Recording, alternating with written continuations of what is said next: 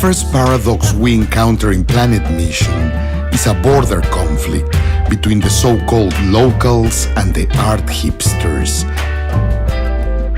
Two gross generalizations, because stricto sensu, the locals aren't that local and the hipsters aren't that hip.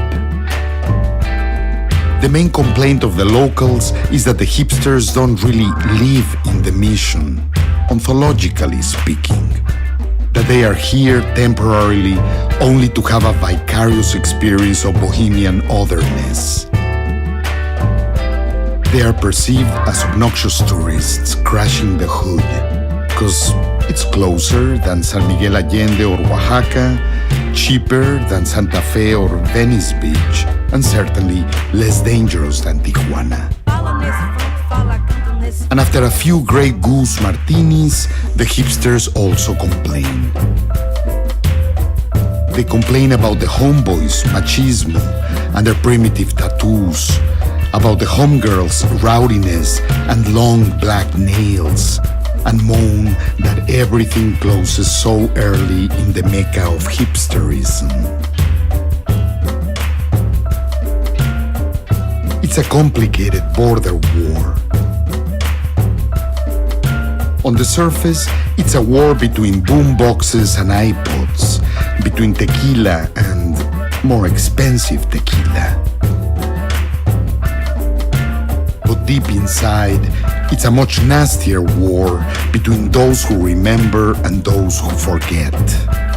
Those who are here to stay and those who are just passing through.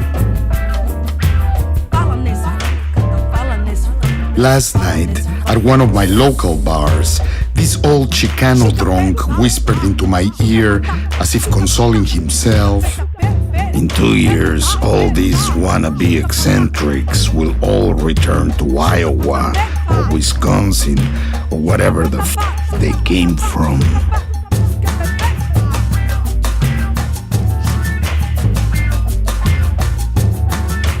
It's a complicated border war. It's a complicated border war.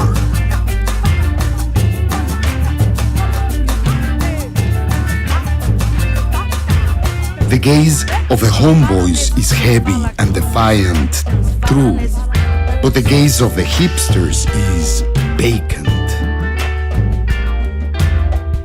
So what is more offensive? The cultural boldness of working-class Latinos or the existential indifference of the Anglos? Hard to tell.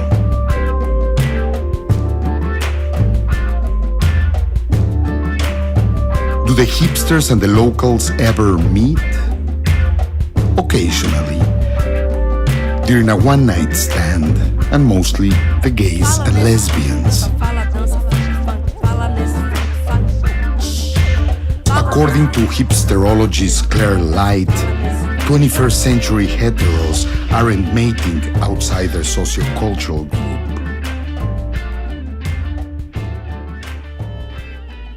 For me, the